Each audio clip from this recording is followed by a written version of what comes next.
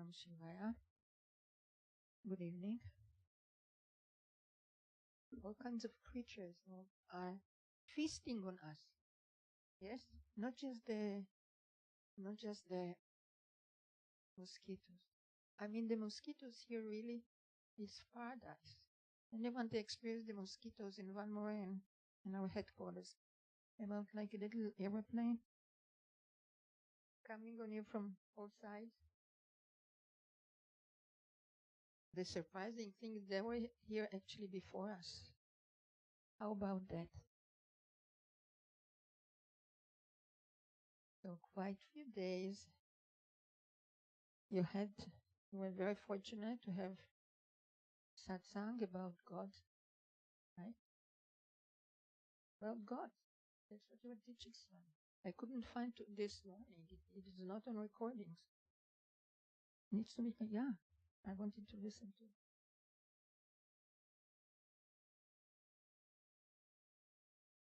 So, taking from God, coming back to us. I'm reading a little bit, some teaching from, and you will hear actually many of these teachings. The longer you stay in an ashram, you will hear very similar things coming from different angles.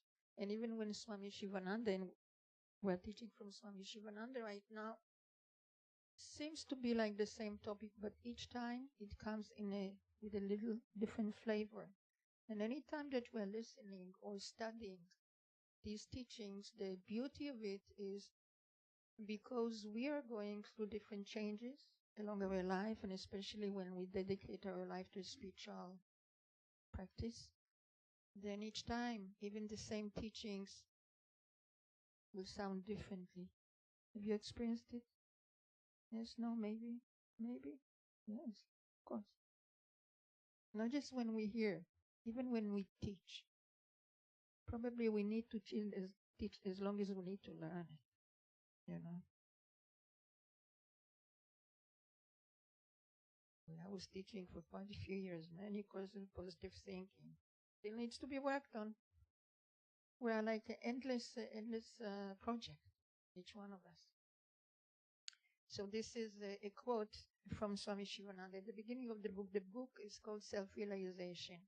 And you will see any book of Swami Shivananda, most of the books that you pick up, I mean, I didn't pick up 300 and something, but those that I did, he will bring the teachings in a concise way that we can actually relate to the different aspects of ourself, meaning body, mind, spirit.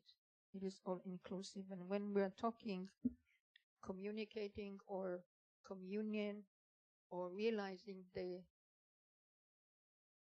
divinity within us, we need to include all of these. We cannot separate them. Now, out in the world, they are discovering, wow, body and mind are connected. Big discovery, just thousands and thousands and thousands of years back. But it's good that it is coming. So, response in God is the destiny of your soul. Meaning, this connection with the divine, we are talking about freedom or mukti, or realization of our true nature. Only when we really realize fully our essence, we cannot even say potential, it is our essence. It is just discovering or taking off many, many layers of illusions that we live, all kinds of concepts, perception that we have about ourselves and the world that are not allowing us to experience it. So God is minus mind. Mind is the world. Like in one sentence, as long as the mind is there, as long as we believe in what the mind tells us, without discrimination, we're completely trapped in Maya or in this illusory experience. And there is experience. Like if your body is in pain, does it hurt? Come on, yes, of course it hurts. I can hear it. Definitely if people close to me can hear me complain, day in, day out. And then you forget a bit about complaints and remember something much, much higher and better. So we are coming and going, but eventually there is no choice. In this sense, we have to repose and to experience this essence. With Swami Shivananda, it is the destiny of your soul. Whether we know it or we don't know it. This is the destiny. This is the direction. Doesn't matter what we do in life, how many ups and downs we have in life, how many goals we may seem to have in life. God is the destination, or we can call it realization of our true nature. Feed the lamp of faith. Swami Shivananda is talking about faith, and faith is where? Is it my faith in my head? Which part of us is faith? Hello?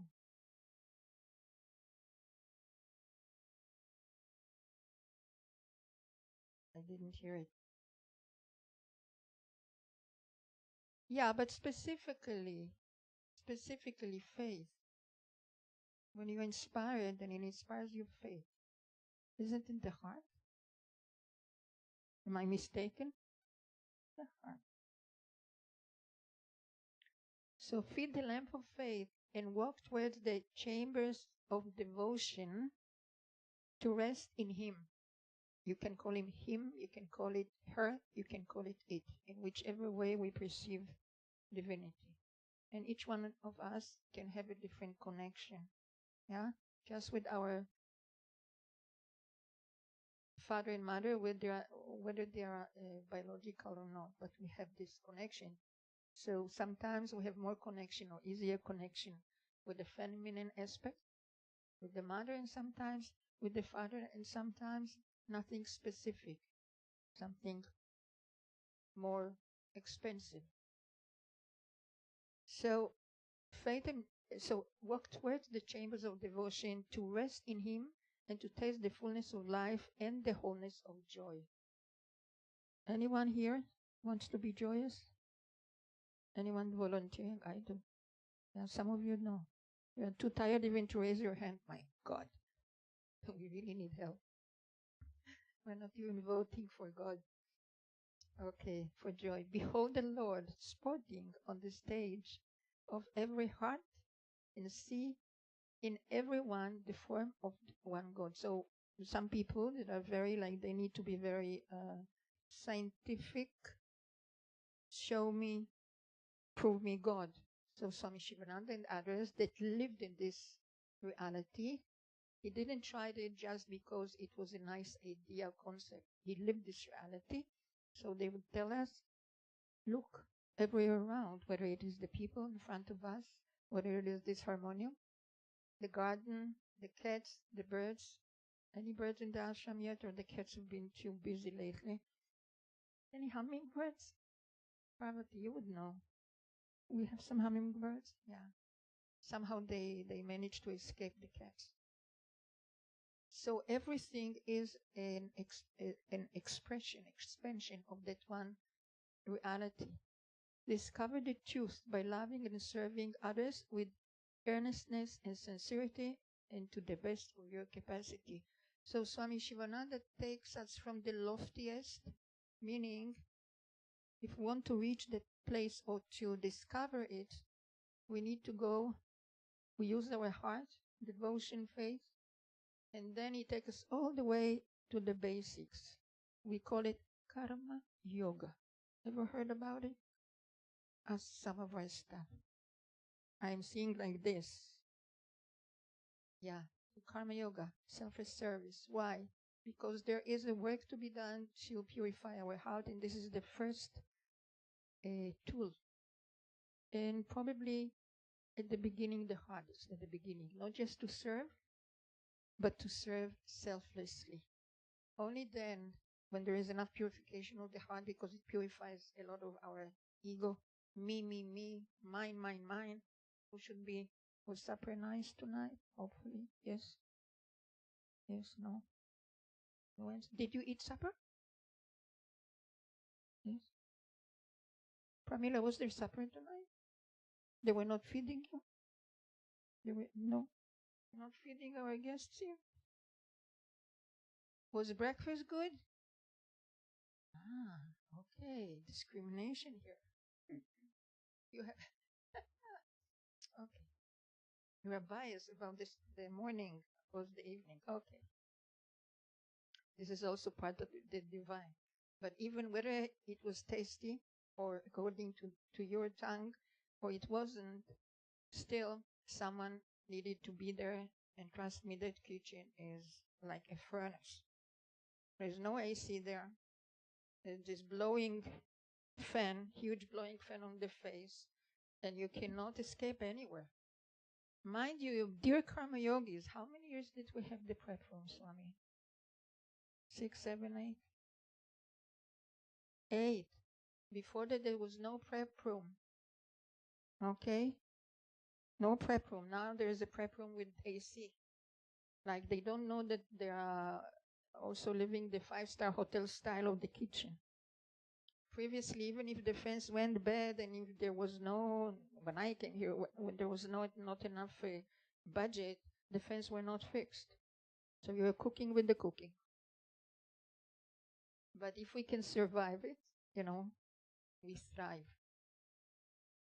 When we survive the situation that we think are not easy, then we thrive. And then something is open, cracks open, and something new opens after. It doesn't mean you need to die in the kitchen. This is not what I mean. But the less we put the condition on how it should be, the easier it becomes, the journey itself, not just the karma yoga that you're doing here. Okay. Let me see.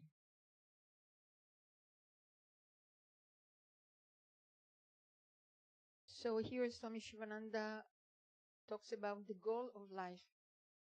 So it doesn't matter what we're doing in life. There is one goal for everyone. Within this goal, there is the journey, the very unique journey that each one of us takes to reach the final goal. Swami Shivananda says the goal of life is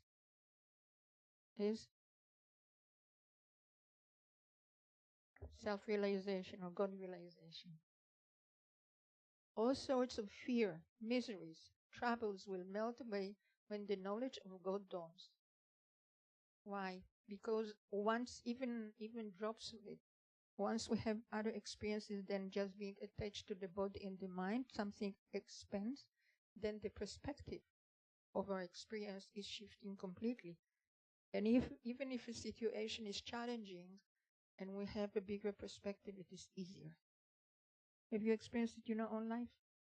You don't need to come to an ashram and become stuck to realize it. Your own life, out there, wherever you come from. We have this experience. Something is difficult, challenging.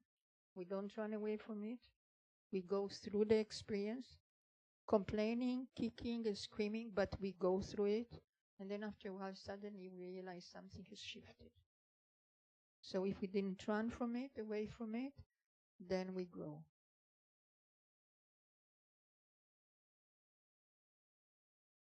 So Swami Shivananda says, form a strong habit of remembering God at all times. Be balanced in pleasure and pain, heat and cold, praise and censure. And this is the description of a experience in life. Cold, hot, right? Hatred and I heard something very wise this week. The opposite of love is fear, not hatred. Because hatred is actually comes from fear. Anger comes from fear. If we really look into all these emotions, difficult emotions, at the base of it, we will find there is fear.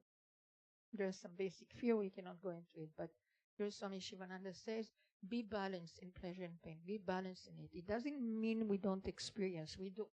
I mean, you are helpless. You are experiencing.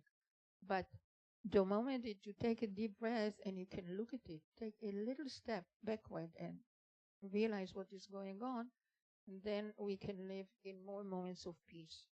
And over time, it may expand. Over time, it comes to a place where this is the state of the mind.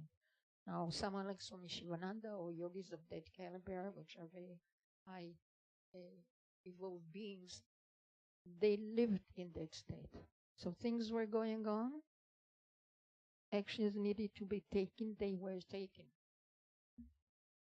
But the state of the mind and inside, it was peaceful. So sometimes, like a guru, a teacher, can even scold you, and it may seem like they are upset with you and so on, but inside they remain completely balanced and completely peaceful.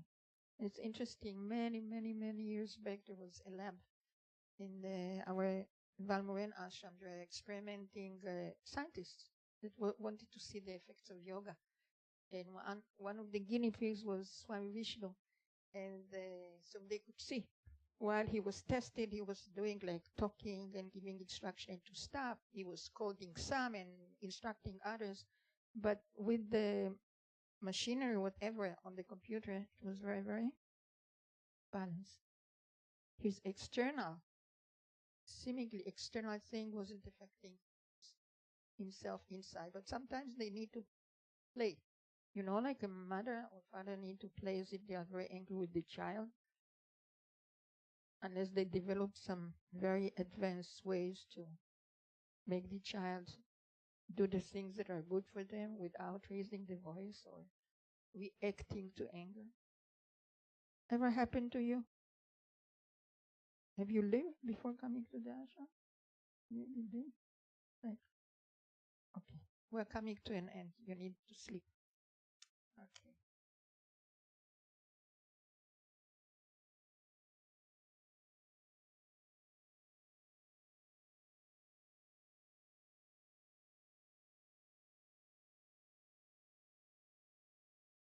Friends, is there not a higher mission in life beside the daily round of official duties, eating, drinking, gossiping, and sleeping?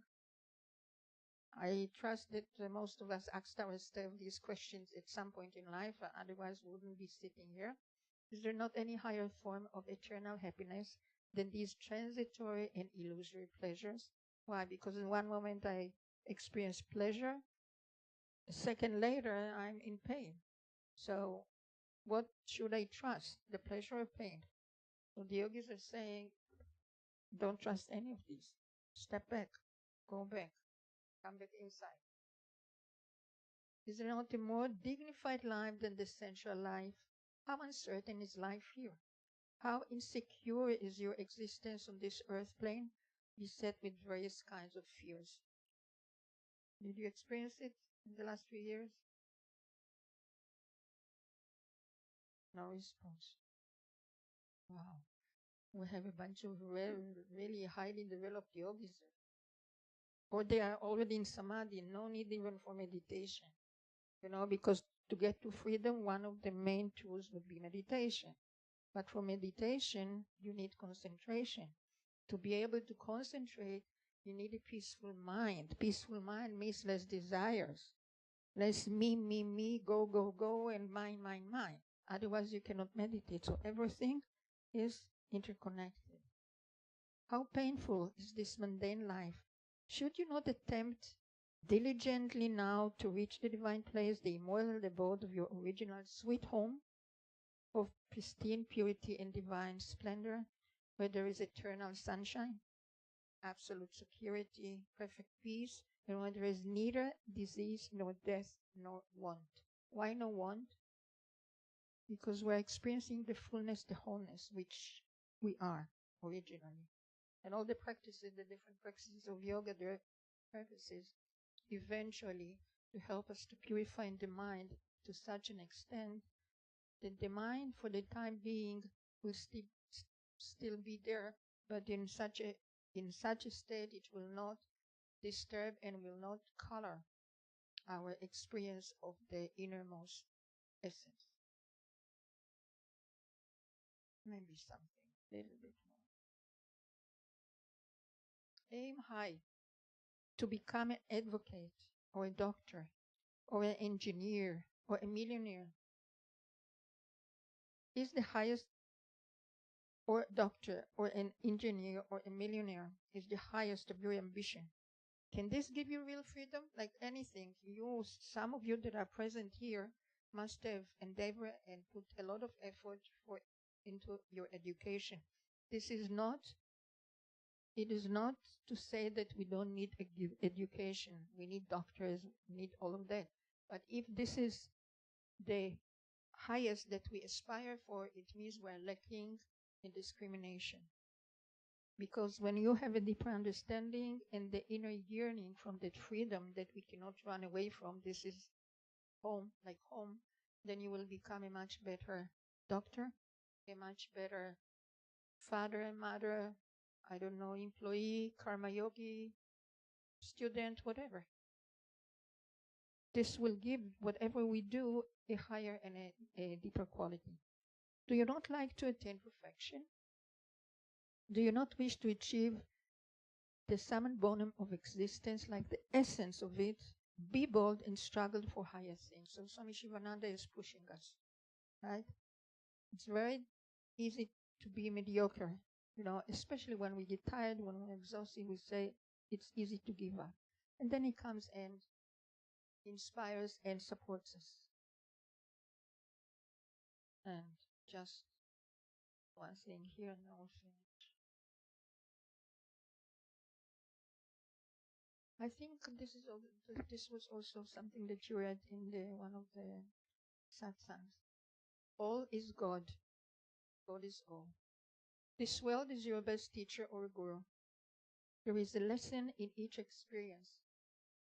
So we can be in an ashram. It is important. It is a tremendous support when we're on the spiritual journey. But any of the experiences in our life, if we look at it in the right way, anything that we do can become the teacher. So the experiences, whatever is going on, can become, they're part of our life. It's not like, okay, I come with the boat to the yoga retreat, I take off my worldly clothes, just imagine, and then I put some new clothes and I become so spiritual. Yeah, these qualities will be enhanced when we come to a place like this, because this is the energy, and people over many years have done sadhana, spiritual practices, so you will feel the shift of the energy, will be uplifted. But when you finish your vacation, your karma yoga time, your titisita, teacher's training time, and so on, and you go back home, is the spirituality taken out of you? No, it is still in you. You will mess it up, just going back to some old habits and so on for a while. But chances are, hopefully by God's grace, it will not be forgotten. Okay? So the same one that is doing the practices here is the same one going back home. So anything in life, if we are, let us say, talking about satyang or truthfulness, can we practice truthfulness in our daily life? With our family, friends, work, whatever we're doing? Can we really scrutinize the motives behind our actions, behind the businesses that we may start? Are they supporting humanity? Are they killing off what is left from Mother Earth? So we can take these concepts. It is not instead of the practice of meditation. Okay. It is not instead of taking the time and reminding ourselves of the essence and to strive for it. But if it's like Swami Shivananda at the beginning said, to remember God. In other places it says, wake up with God, think about God. Go to sleep with the thought of God. Fill up the day with God.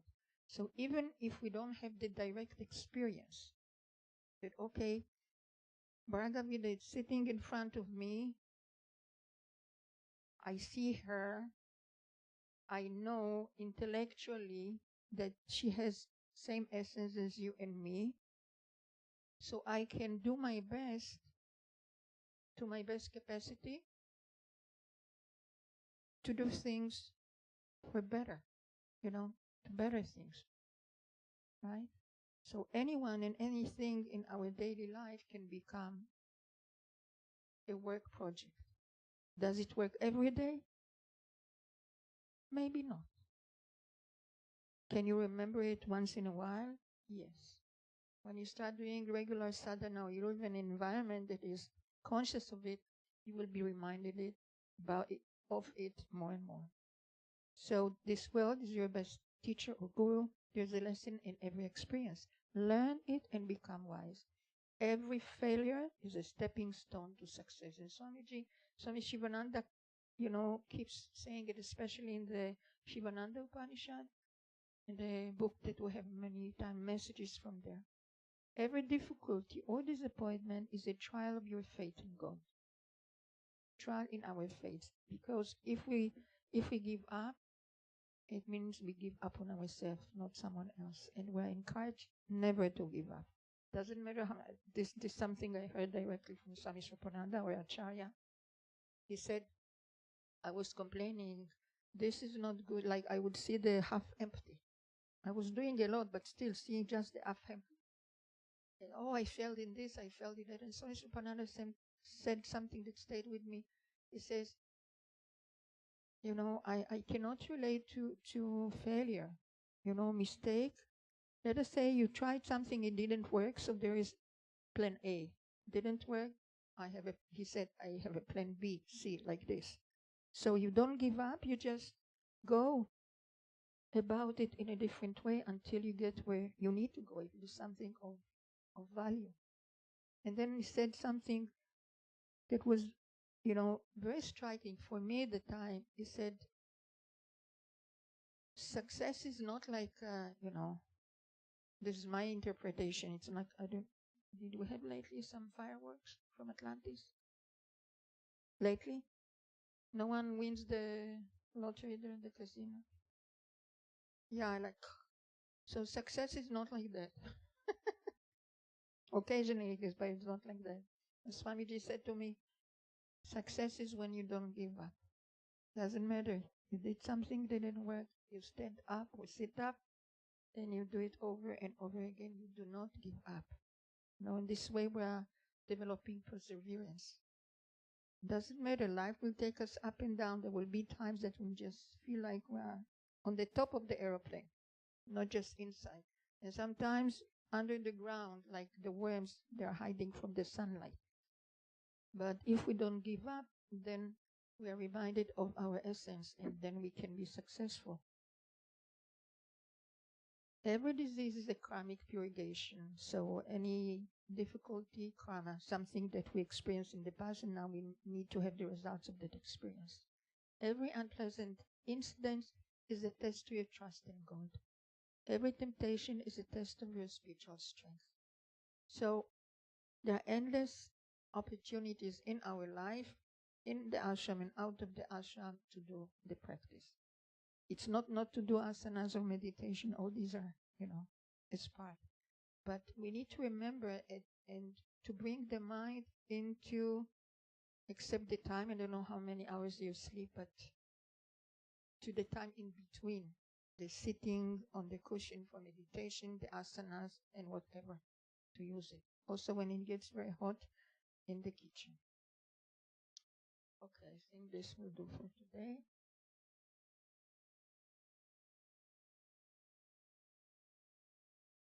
Just one thing, because meditation was a topic. So just Swami Shivananda gives us a hint. There is a place where you will neither hear any sounds nor see any color. That place is Paradhamaparam. So painless seat, like seat of quietude. This is the realm of peace and bliss. The bottom line, this is a place where we really want to be, right? If I would ask you, would you like to be peaceful? Really peaceful? Yeah. Do we like to experience bliss? Yes. Temporary? No. There is no body consciousness here. This is in a state of deep meditation. Here mind finds rest. All desires and cravings melt away. The indriyas, they are our senses, remain quiet here. The intellect ceases functioning. There is neither fight nor quarrel here.